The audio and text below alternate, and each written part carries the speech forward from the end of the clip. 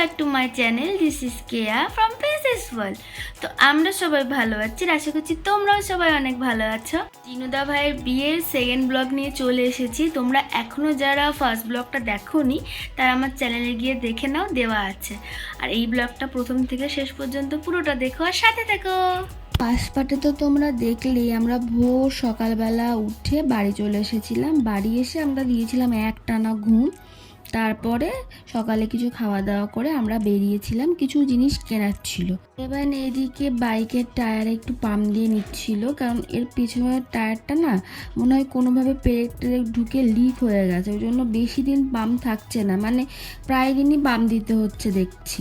এই যে এদিকে বিধ্বস্ত আমি, ওইখান থেকে ফিরে 5-6 ঘন্টা মতন ঘুমিয়েছিলাম, কিন্তু পুরো একটা দিনের রাত জাগা, আমার ভীষণ টায়ার্ড লাগছিল। যেহেতু ভোরবেলা দেবায়নের বাড়িতে গেছিলাম, তো সেই জন্য আমার তো কোনো জামা ওর বাড়িতে রাখাই নেই, সেজন্য ওর জামা প্যান্ট আমাকে পরতে হয়েছিল। কি যে হাস্যকর লাগছিল বিষয়টা। তারপরে আমি বেরোনোর সময় যে চুলটা আঁচড়াবো, সত্যি কথা বলতে আমার সেইটুকুও এনার্জি ছিল না। মানে তোমরা দেখেই বুঝতে পারছো আমাকে পুরো পাগলের মতন লাগছে, যেমন জামা তেমন আমার চুল, পুরো একদম পাগল। বাড়িতে গিয়ে স্নান টান করে সাজুগুজু করে রেডি হয়ে আমরা আবার বেরিয়ে পড়েছিলাম জিনুদা ভাইয়ের বাড়ির উদ্দেশ্যে। কারণ জিনুদা ভাই তো এখনও শ্বশুর বাড়িতে আছে, জিনুদা ভাইকে আর মৌলিকে তো আমাদেরকে আনতে হবে। তো সেই জন্য জিনুদা ভাই বাড়িতে এখন যাচ্ছি, ওখান থেকে তারপরে বরবউকে আনতে যাব। সকালে যখন যাচ্ছিলাম তখন যেহেতু রোদ ছিল অতটা ঠান্ডা লাগছিল না, বাট এখন এই রাত্রেবেলায় ভীষণ ঠান্ডা লাগছিল। আর আমার তো ঠান্ডা লেগে যায় একটুতেই, সেজন্য আমি কান মাথা একদম জড়িয়ে নিয়েছিলাম আর সোয়েটারও পরে নিয়েছিলাম। এই যে আমরা এখন চলে এসেছি, এখন এই আশীর্বাদ হচ্ছে, সবাই এক এক করে আশীর্বাদ করছে।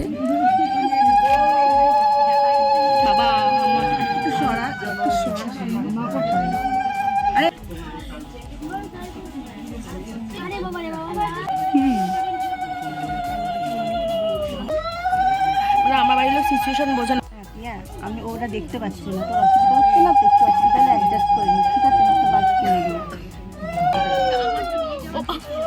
আমার কাছে না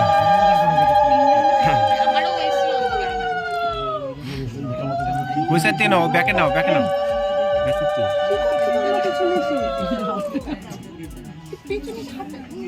শর্ত টুকু তোর চুলের জন্য খুব ঝামেলা হচ্ছে।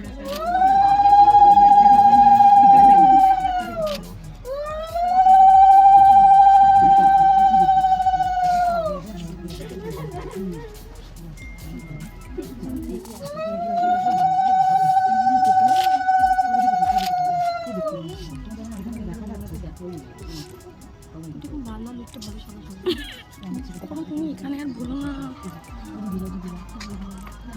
এই শোনো শোনো শোনো,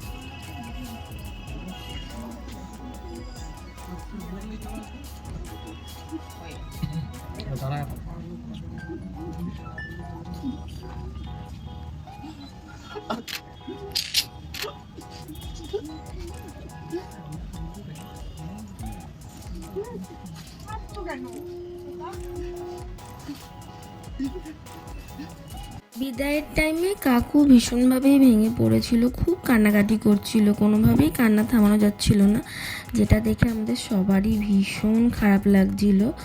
এটাই স্বাভাবিক, কারণ বাবার কাছে মেয়েরা একটা অন্যরকমই জায়গা নেয়।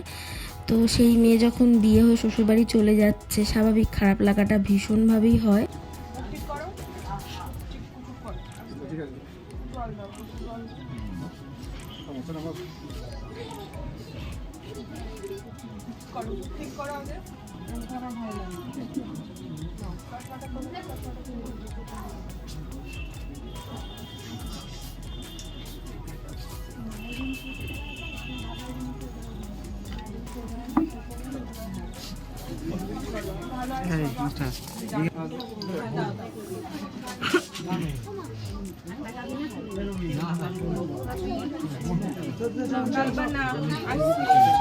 যেহেতু ব্রিজটা টপকেই মৌলির বাড়ি, সেজন্য ওইটুকু আমরা হেঁটে এসেছিলাম। এই পারে আমাদের গাড়ি দাঁড়িয়েছিল, তো বেশ হেঁটে বড় হাত ধরে আসতে, এটা দেখতেও খুব সুন্দর লাগছিল। রাস্তার সবাই তাকিয়ে তাকিয়ে দেখছিল, বেশ ভালো লাগছিল।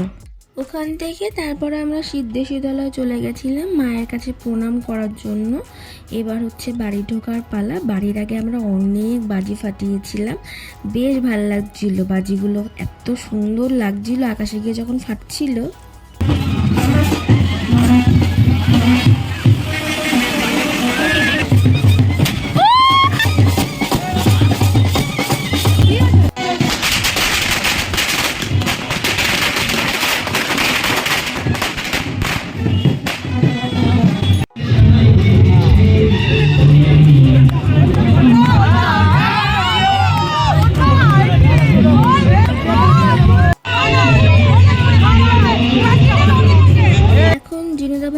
চলে এসেছি। এবার জিনুদা ভাইয়ের বাড়ির সবাই এক এক করে ওদেরকে আশীর্বাদ করবে।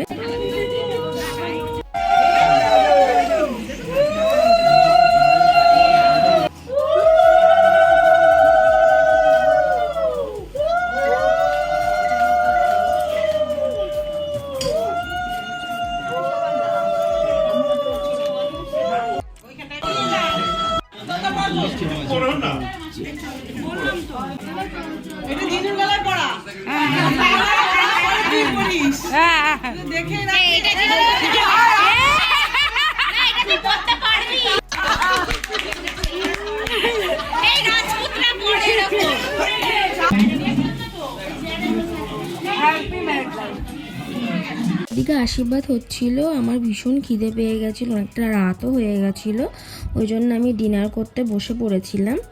ডিনার সেরে তারপরে এইদিকে ছোটরা মিলে যেই মজার রিচুয়ালসগুলো বাকি থাকে না, ওইগুলোই করছিল। বেশ ভালো লাগে, আর এত হাসি হয় না ওই রিচুয়ালসগুলো করার সময়, বেশ মজার ওগুলো।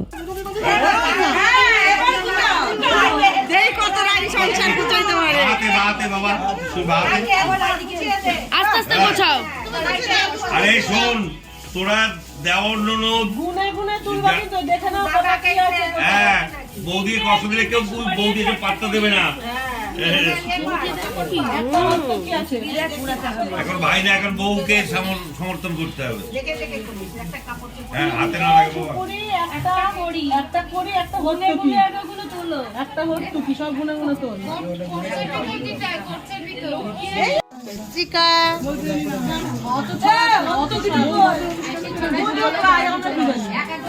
রিচুয়াল শেষ করার পর তারপরে আমরা বাড়ি চলে এসেছিলাম। এই যে দেবায়ন আমাকে বাড়িতে নামিয়ে দিয়ে বাড়ির দিকে চলে গেল।